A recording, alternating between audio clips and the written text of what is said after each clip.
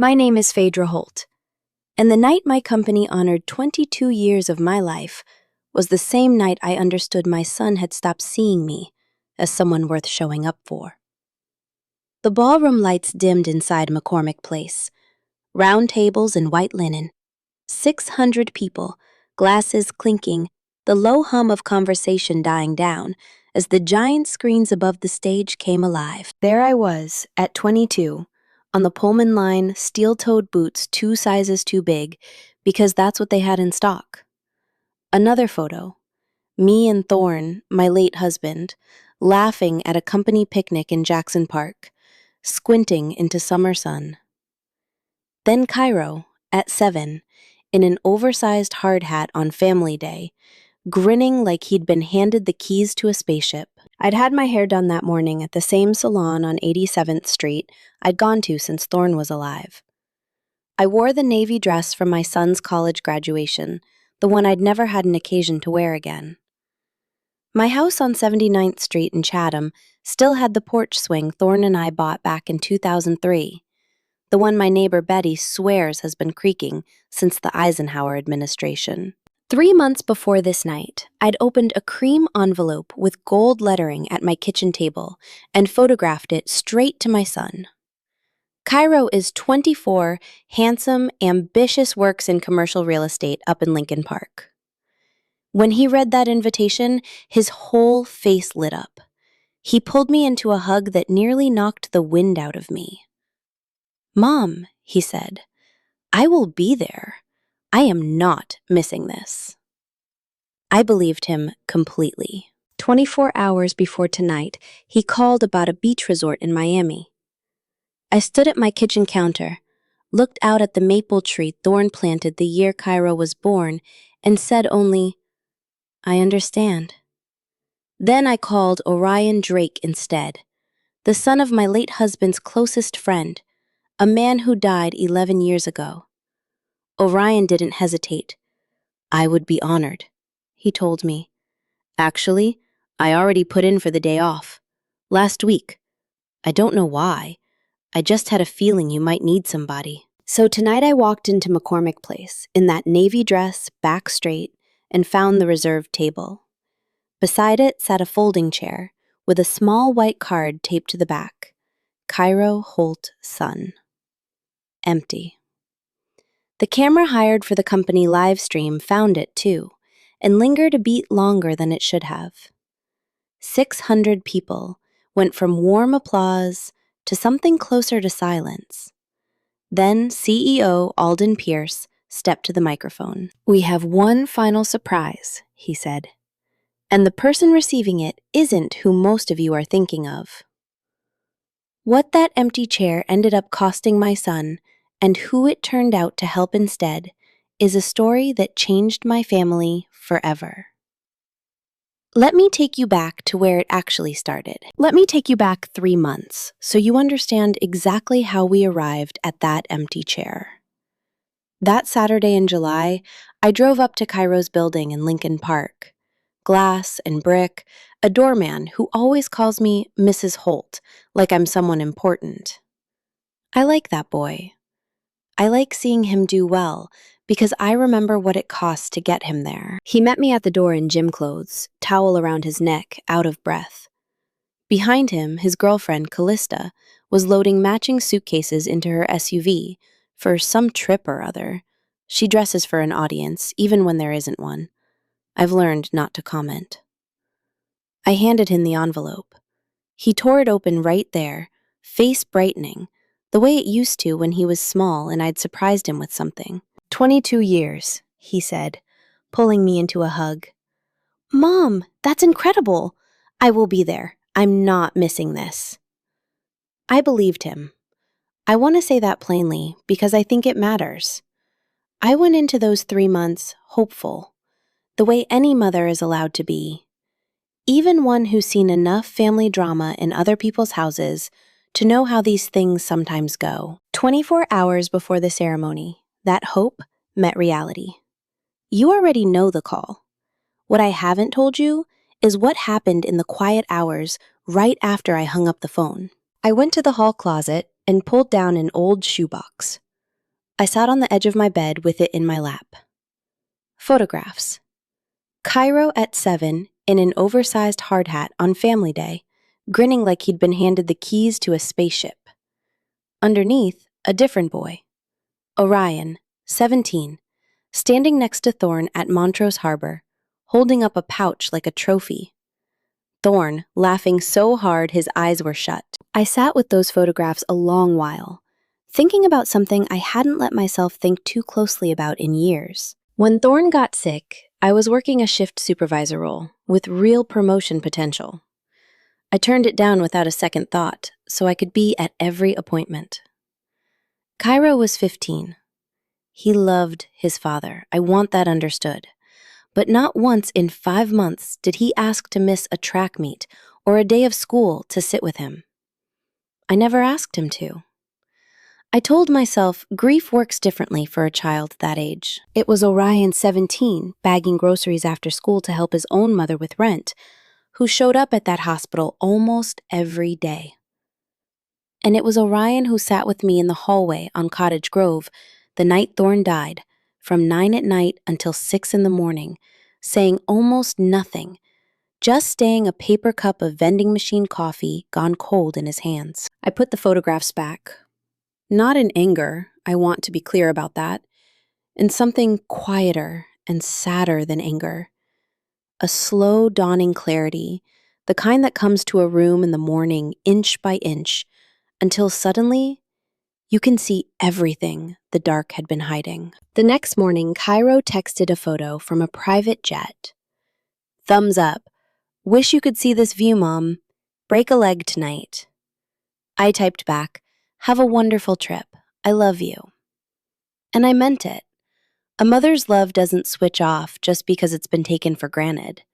It just gets quieter. It waits. That afternoon, I drove to pick up Orion. His car was in the shop. From his apartment near Bronzeville, where he shares a place with 2 roommates and works as a logistics coordinator for a freight company off 95th Street. The kind of steady, unglamorous job that gets a person up early and home late. He was waiting on the front steps, in a navy suit, not new, but pressed so carefully it looked it. The crease in the slacks sharp as a blade. As we pulled onto Lakeshore Drive, he said the thing that stayed lodged in my chest ever since. I should tell you something, he said, eyes on the road. I put in for the day off last week, before you called. Last week? I don't know why. I just had a feeling.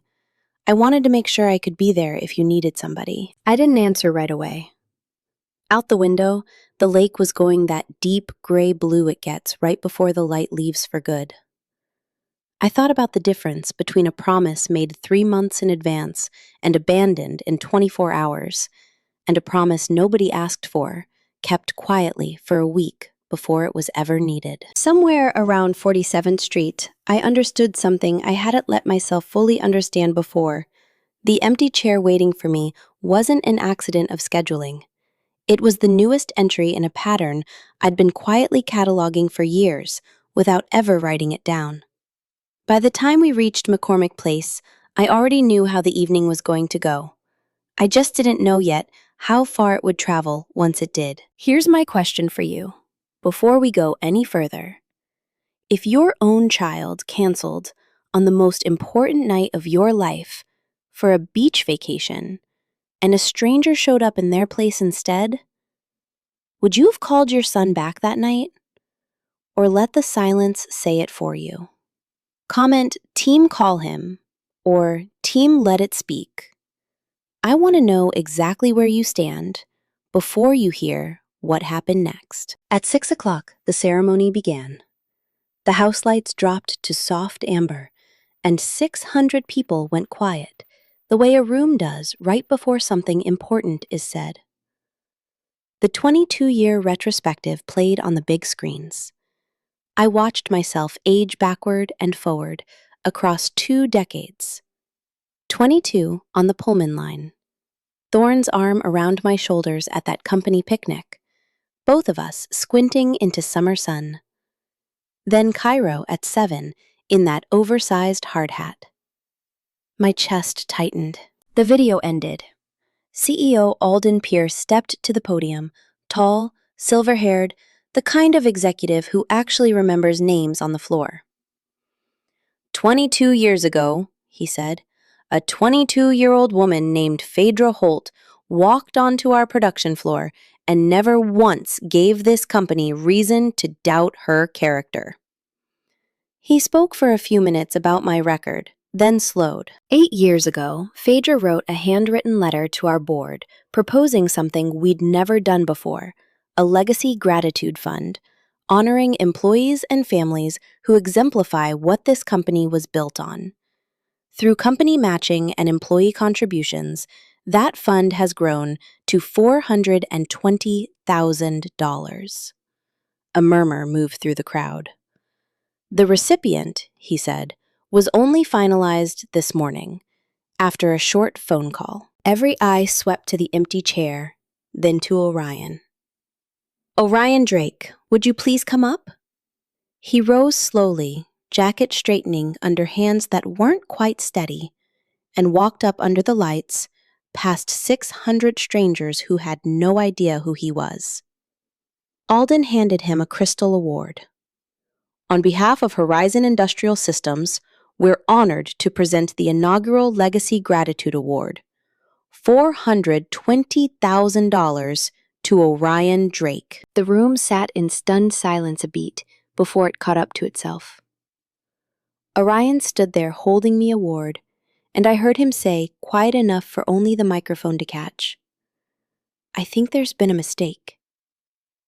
I walked to the base of the steps. Alden passed the microphone down. There's no mistake, I said. 9 years ago, when my husband was dying, this young man sat with me through the worst night of my life, and never once let me feel alone in it. Tonight, when my own son couldn't be here, he showed up anyway, because that's simply who he is. I want to be honest about what was happening inside me in that moment, because it wasn't triumph. It was fear wrapped around relief. Some part of me had spent years terrified that naming this truth out loud would make me a bad mother, that choosing to honor faithfulness meant publicly condemning my own son. But standing there, I understood my real motive was never punishment. It was refusing, one time in my life, to let quiet loyalty go unspoken, simply because speaking it might cost someone their comfort. The hall rose to its feet. More than a few people wiped at their eyes. Someone near the back called out, "Amen," and a ripple of soft laughter followed it. Orion stood there, holding that crystal award, like it might break looking out at strangers clapping for him. A young man who'd spent his whole life doing the right thing quietly, never expecting anyone to notice. Now let me take you somewhere else for a moment, because while this was happening in Chicago, something very different was unfolding on a beach in Florida. At the Fontainebleau Miami Beach, Cairo sat at an outdoor bar, the ocean turning deep orange behind him. Callista scrolled her phone beside him, laughing at something. His phone had been buzzing on the bar top for 20 minutes. He'd assumed it was work. Then it buzzed again, in a way that made him finally look down. Bro, is this your mom? Did you know about this? This is getting shared everywhere. Are you seeing this? He opened a link, a clip from the company live stream already being reposted across a Chicago community page, a caption underneath reading, Company awards $420,000 to family friend after CEO's son skips his mother's 22-year ceremony. Beneath it, a fast-growing thread of comments and a hashtag climbing. With them, hashtag empty chair. Callista noticed his face change and grabbed the phone before he could stop her. He told me, much later, that he looked out at that beautiful sunset he'd flown 1,400 miles to see and felt something cold drop straight through his chest. He said one sentence to himself, quiet enough that even he never repeated it to me in full. Something about finally understanding what he'd let happen and knowing a text message wasn't going to fix it. Whatever it was he told himself in that moment, I can tell you this. It was the last quiet moment either of them had that night. 3 hours after the ceremony, I sat alone in my car outside my house on 79th Street.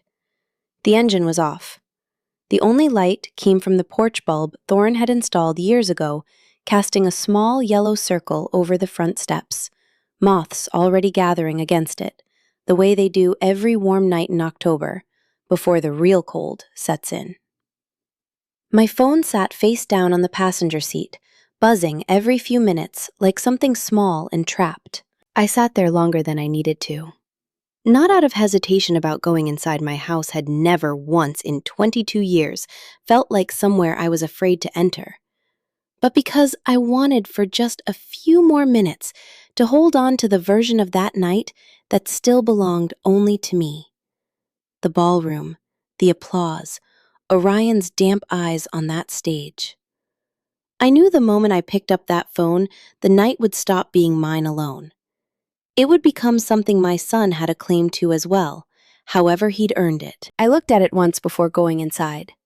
More than 24 missed calls, most from Cairo. A few, surprisingly, from Callista. I didn't answer any of them. I went in, made chamomile tea, and sat at my kitchen table in the low light, looking out at Thorne's maple tree. The kettle ticked as it cooled on the stove behind me. Somewhere down the block, Betty's dog barked twice at nothing in particular, then went quiet again. The ordinary sounds of my street felt almost strange against the size of what had just happened 3 miles north of here, at a stage with lights and cameras and 600 strangers now watching a version of my family on their phones. Around 11, headlights swept my front yard. Cairo came in first, shoulders slumped in a way I'd never seen. Not the posture of a man caught exactly, but of a man who'd spent a 4-hour flight rehearsing an apology and arrived home to discover the apology no longer fit the size of what he'd done. Callista came right behind him, already talking. "Phaedra," she said, "we need to talk about this." I felt no urge to raise my voice. Just a strange, settled calm. The kind I imagine comes to people standing at the edge of something they've been quietly bracing for without knowing it. So that when it finally arrives, there's almost relief mixed in with the dread. "Come in," I said. "Sit down." Cairo walked straight to the photo wall in the hallway, the one he'd passed 10,000 times without a second glance. A photo of him at 6, holding a Little League trophy missing a front tooth, grinning like the world owed him nothing but more days exactly like that one. His high school graduation. Thorne standing between the two of us, his big hand on my shoulder. Cairo stood in front of that last one for a long moment. Long enough that Callista shifted her weight behind him, impatient, though he didn't seem to notice she was there at all anymore. I brought out 3 cardboard boxes, soft and yellowed with age, and set them on the coffee table. The tape on the lids had gone brittle and pale, and one corner of the middle box had softened into a permanent dent from years of sitting under something heavier in the closet. "Open them." The first held receipts, years of them. Community college tuition, student loans I'd co-signed, a deposit for the Lincoln Park apartment, an invoice from a small celebration that never quite became a wedding, but cost real money all the same. Cairo lifted them out one at a time, reading the dates, and I watched something in his face change with each one. Not confusion exactly, but a slow arithmetic he'd never once thought to perform while it was happening. The second held photographs me on a stepladder at 2 in the morning, repainting the living room before his 8th birthday party because we couldn't afford to hire it done. Me at the stove in my work clothes after a double shift, half asleep on my feet, an apron still tied over my Horizon uniform. And near the bottom, a pawn shop receipt from a shop on 63rd Street, dated 2018. Cairo picked that one up, not understanding. He turned it over once, like the back of it might explain something the front didn't. "That was your spring tuition year," I said quietly. You said the loan fell through. That was my mother's gold necklace, the one she wore in every photo I have of her. I never told you because I didn't want you carrying that weight while you were trying to focus on your classes." The room went still. I heard Callista shift again behind him, arms crossed now, and out of the corner of my eye, I saw her glance toward the door, as if some part of her had already decided this conversation had nothing left in it for her. In shifting to look through the boxes, Cairo's phone slid off the table, knocking loose a printed photo tucked in its case. An old screenshot, nearly 2 years old, of a text conversation between Callista and a friend. He read it before he realized what it was. "She's always doing the sacrifice thing. It's exhausting, honestly. I think she likes being a martyr more than being a normal person." He read it twice, jaw tightening, the paper trembling faintly in his hand, in a way I don't think he was aware of. Callista reached for it, too late. "You chose to humiliate your own son on television," she said, chin lifted, "for someone who isn't even blood. All these years, you've done nothing but sacrifice, but nobody asked you to." "Nobody asked me to," I said steady. "But nobody had the right to look down on it either." Cairo turned to her, and for the first time all night, his voice came out hard, low, almost unrecognizable to me. "You should go." She stared at him a moment, something flickering across her face that might have been disbelief, might have been the first real fear she'd shown all night. The fear of a woman realizing the ground she'd been standing on had just shifted without her permission. She grabbed her purse and left. The door shook the frames on the wall behind her, and for a second, the photo of Thorne's hand on my shoulder tilted slightly on its nail before settling back into place. What Cairo felt reading that message wasn't really jealousy or embarrassment. It was the specific terror of realizing the person he'd trusted to define what normal looked like had been quietly mocking the very thing that had held his family together. His silence for years hadn't been indifference. It was a young man outsourcing his own judgment to someone whose approval felt safer to keep than his mother's sacrifice was to protect. That single screenshot didn't create the crack in him. It just finally let him see one that had been there for years. Cairo sat down slowly, head in his hands, and for a long moment said nothing at all. The kitchen clock ticked above the stove. Thorne's clock, the one with the slightly loud second hand, neither of us had ever bothered fixing. And in the quiet, it seemed almost unbearably loud. When he finally spoke, it wasn't an apology, yet it was closer to an excuse. "She's the one who found that resort. She's the one who booked it before I even—" "I know," I said. "But you're the one who got on the plane." He didn't have an answer for that. He sat with his elbows on his knees, staring down at the pawnshop receipt still in his hand, turning it over once more between his fingers, like he was trying to memorize the date printed on it. That, more than anything, told me something real was starting to shift in him. Not 10 minutes later, there was a soft knock. Orion, still in his suit, holding a pot of black bean soup and a foil-wrapped tray of cornbread, still warm, the smell of it reaching the hallway before he did. Cumin, and something sweeter underneath the same recipe. I realized that his mother used to send over during Thorne's illness. He came in like he'd stood in that kitchen 1,000 times, because he had.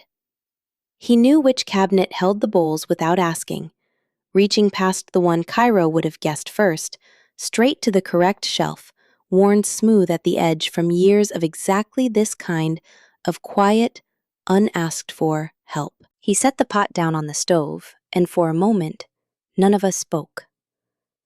Cairo looked up at him from the couch, this man he'd known his whole life, mostly as a name attached to his father's memory, rarely as a person who might, on any given Tuesday, know his mother's kitchen better than he did. Then Orion hesitated, and pulled a yellowed envelope from his jacket. His hand, I noticed, went to the exact same inside pocket I'd seen him check on stage hours earlier.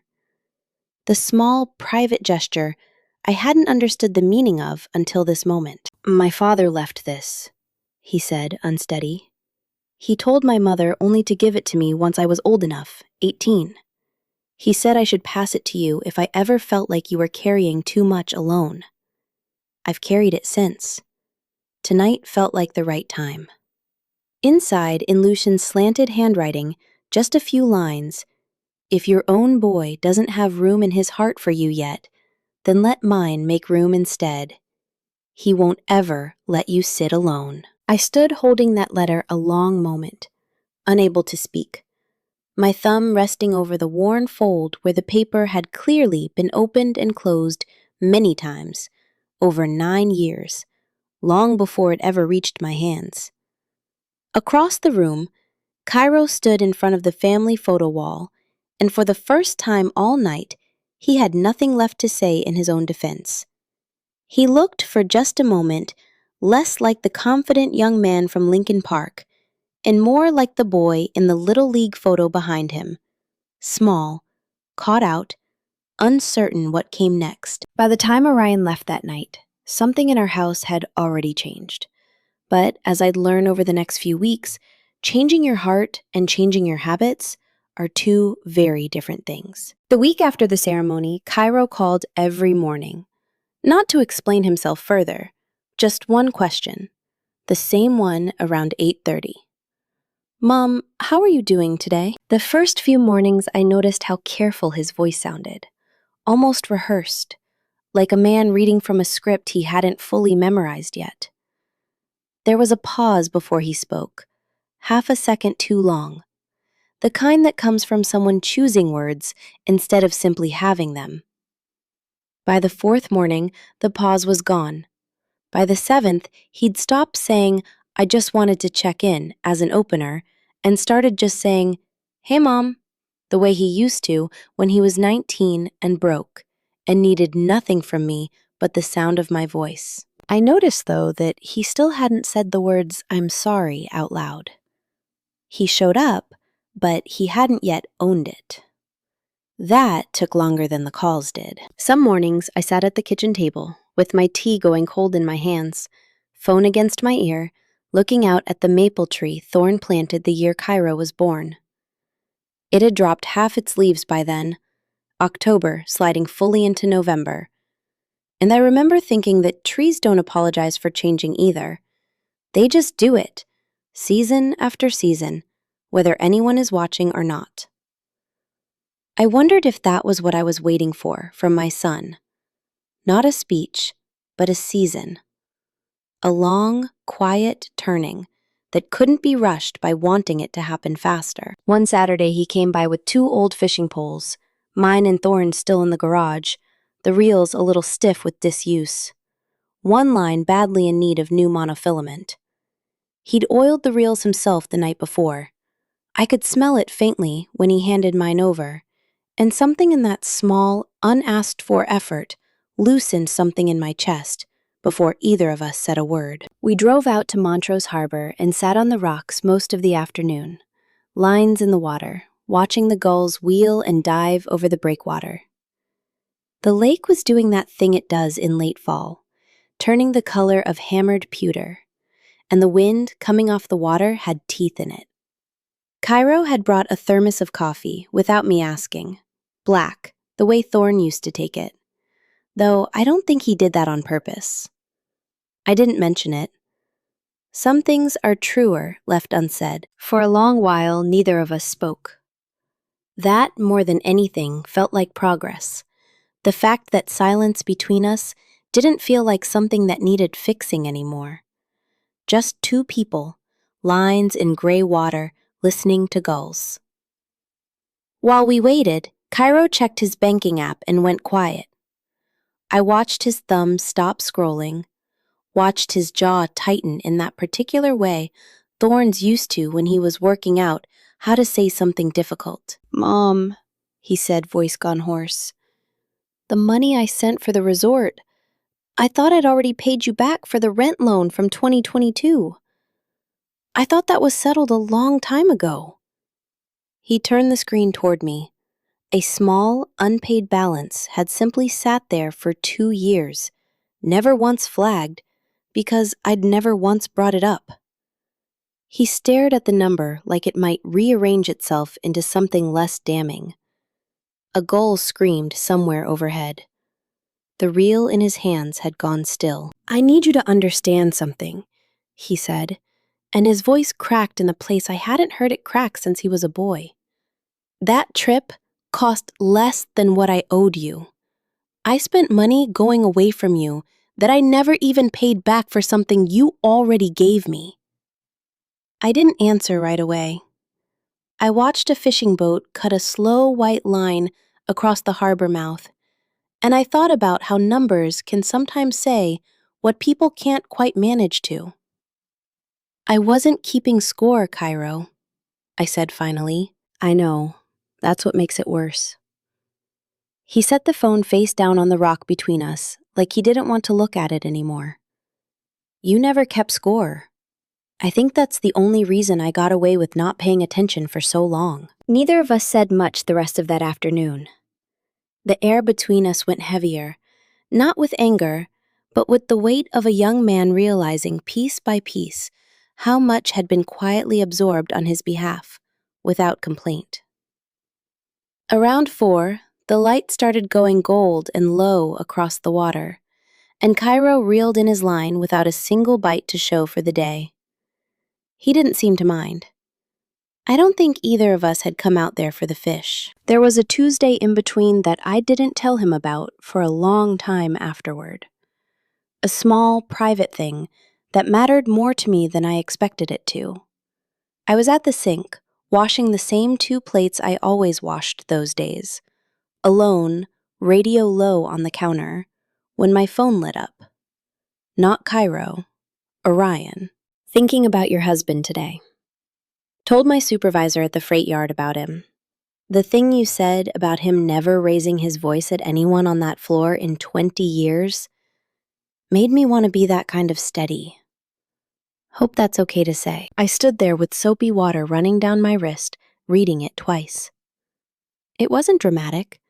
It wasn't trying to be anything. But it told me something I filed away without quite naming it yet. That Orion carried Thorn with him the way a person carries a compass, not a memory. He didn't just remember my husband.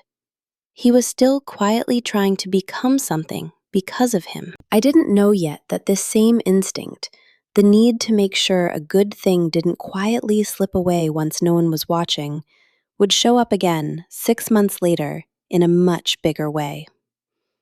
At the time, it just felt like a kind text on a slow Tuesday. I typed back, "He would have liked you a great deal, Orion. He already did." Then I went back to the dishes and the radio and the ordinary weight of an ordinary evening, grateful in a way I couldn't have explained to anyone for how much lighter ordinary had started to feel. A few days later, helping me clear off my old desk, Cairo opened a drawer he wasn't looking in for anything in particular. He found a single sheet gone soft with age, a rough note I'd written to myself 2 years earlier after a much smaller disappointment. A canceled dinner the week I'd been named regional supervisor, a night he'd also missed for work. On it, I'd started to write, "Consider Orion for the anniversary recognition instead of Kay," before crossing the whole line out and never finishing it. I remembered writing it. I remembered deciding that same week to give him another chance instead. He held the paper the way you'd hold something that might crumble if you gripped it too hard, angling it toward the window light, like he needed to be sure he was reading it right. The crease down the middle had gone soft and gray with age, and for a moment, he just traced his thumb along it, not speaking. "This was 2 years ago," he said. "You'd already thought about this once before, and I never even knew." "I always gave you another chance," I said. "This time, I just didn't take it back." He didn't argue with that. He sat down slowly on the edge of my old desk chair, the paper still in his hands, and for a long time, he didn't move at all. The fear of a young man understanding that this wasn't the first crack, only the one that finally didn't close on its own.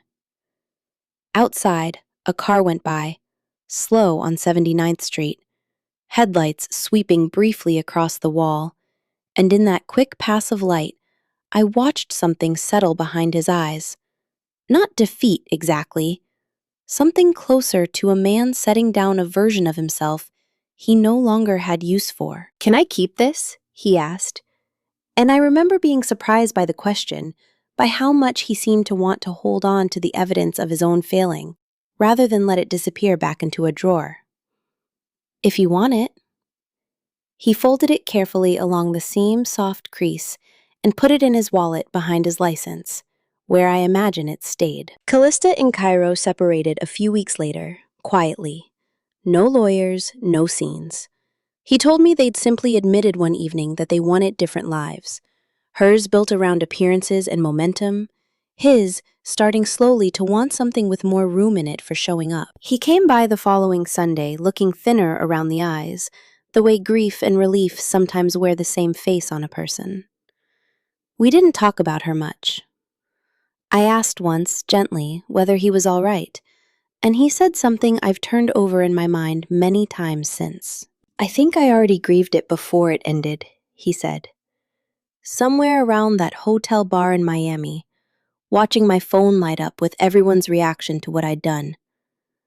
I think some part of me already knew, standing there, that I wasn't just choosing a weekend away.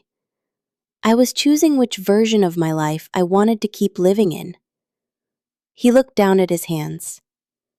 I just didn't have the nerve to say it out loud until she wasn't in the room to hear it. I didn't press further. Some doors, once opened a crack, close back up faster if you push too hard against them. He began coming by every Sunday after that. Some days we barely talked, just coffee on the back porch, that old swing creaking under the both of us, now instead of just me. Betty waving over the fence while she watered her tomatoes, asking after him by name in a way she hadn't in over a year. The neighborhood, I think, notices these things before we're ready to admit them to ourselves. The Sundays stacked into weeks, and the weeks into a whole season.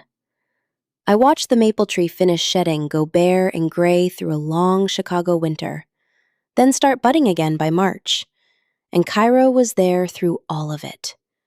Not performing presence the way a man does when he's trying to prove something, but simply occupying the ordinary Sundays the way family is supposed to, without announcement, without applause. One Sunday in early spring, he brought an old shoebox of his own pictures with his father he hadn't looked at in years.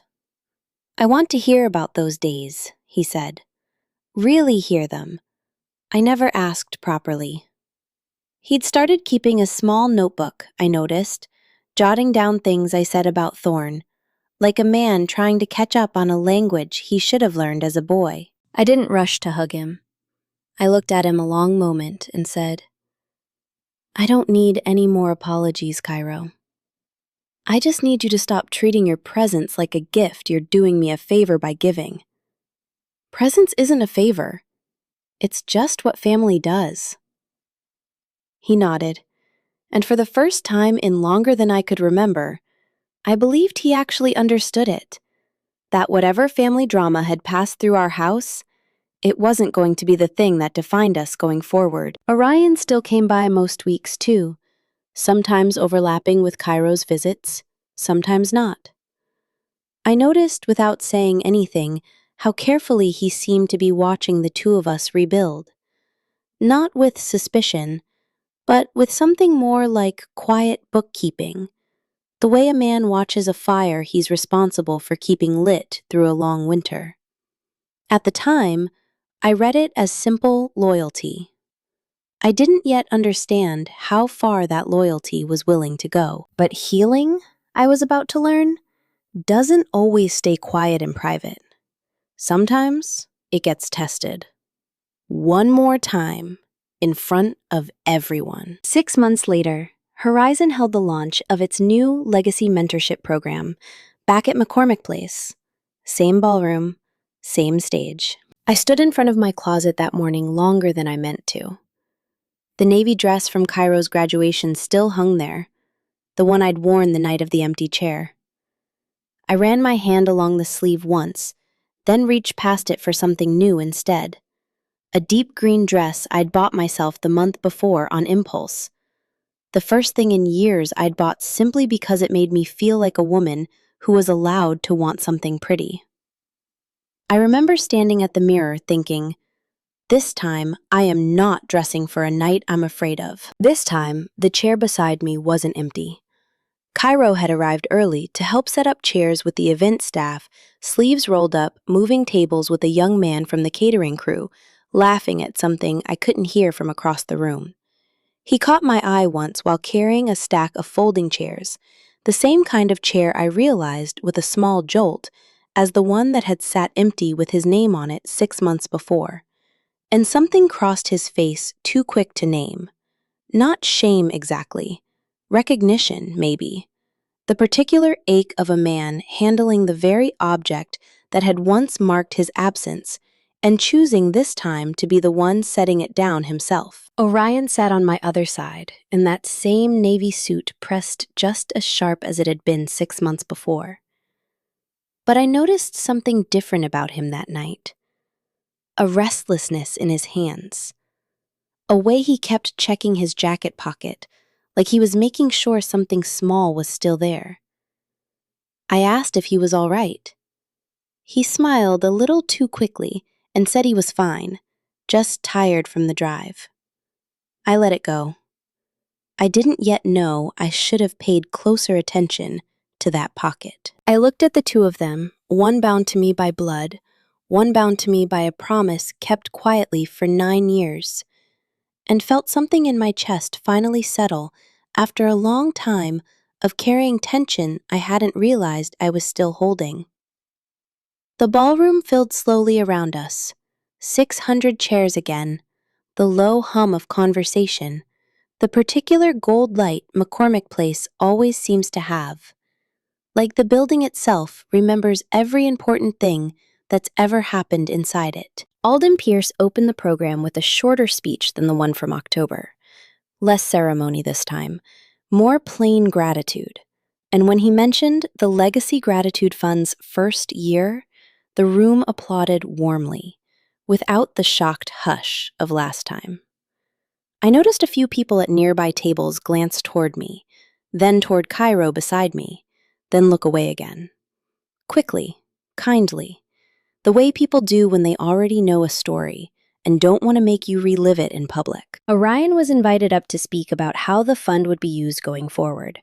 He took the microphone with a steadier hand than he'd had the first time, though I noticed, watching closely now, that his thumb brushed against his jacket pocket once more before he began the same gesture from earlier, and this time, I understood half a beat before he said anything, that whatever was coming hadn't been on the program Alden had handed out. When I stood up here in October, he said, I didn't expect any of this.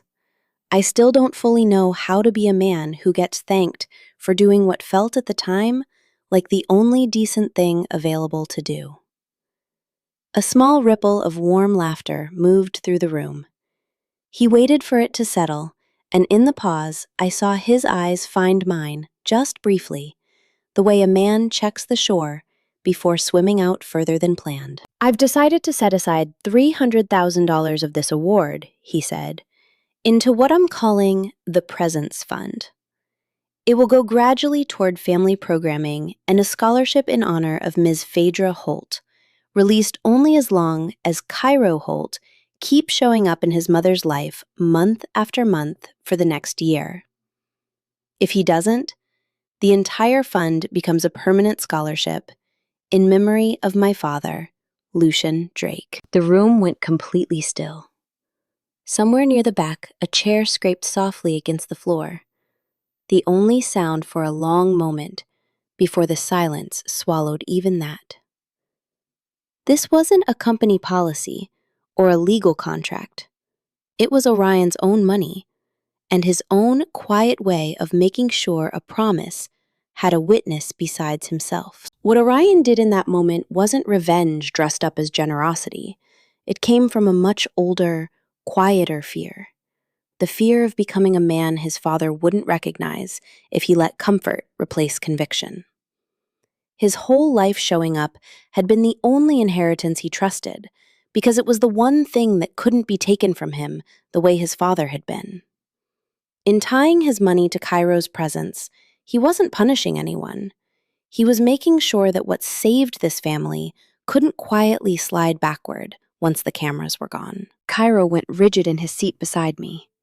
I felt the arm of his chair press briefly against mine as his whole body went still, the way a person goes still when they realize the ground under a conversation has shifted without warning. I heard him exhale slow and unsteady through his nose. His hands resting on his knees had curled into loose fists, not anger I understood watching him, but the particular tension of a man trying very hard not to let 600 strangers watch him come apart. I felt my own breath catch, because I hadn't known this was coming. I turned to look at Orion, still standing at the podium, and for a moment, our eyes met, across that distance, his asking wordlessly whether he'd overstepped.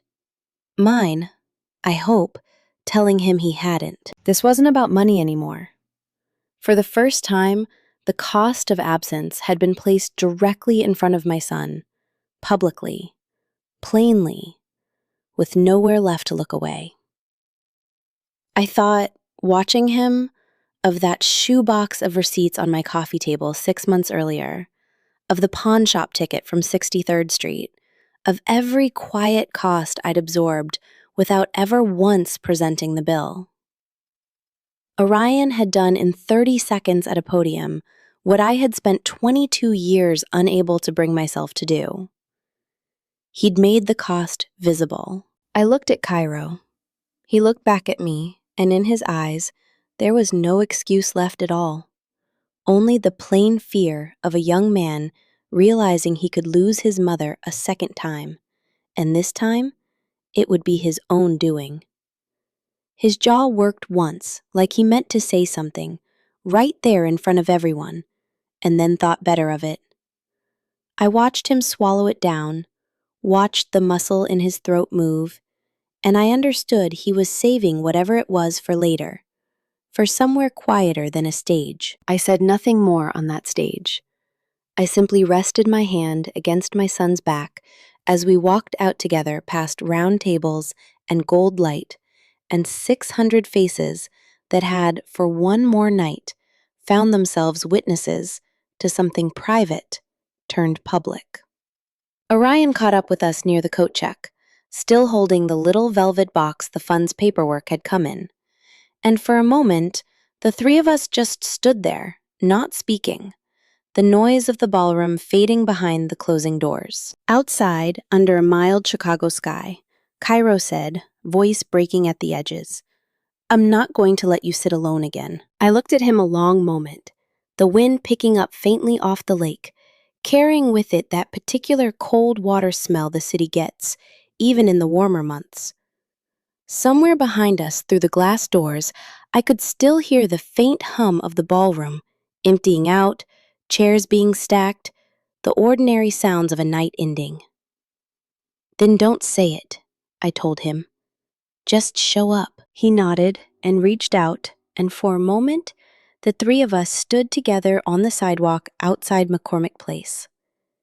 Not like a business transaction concluded, not like a debt being tracked, but like three people who had, in their own separate and complicated ways, decided that showing up was worth more than any speech given afterward to explain it. Orion walked to his car alone that night. The same navy suit, the same steady gait. And I remember thinking, watching him go, that some people spend their whole lives being handed very little and choosing again and again to give generously anyway. Not because anyone asks them to, but because it's the only kind of life they know how to trust. This story reminds us that presence is worth more than any promise, and far more than any gift bought to make up for an absence.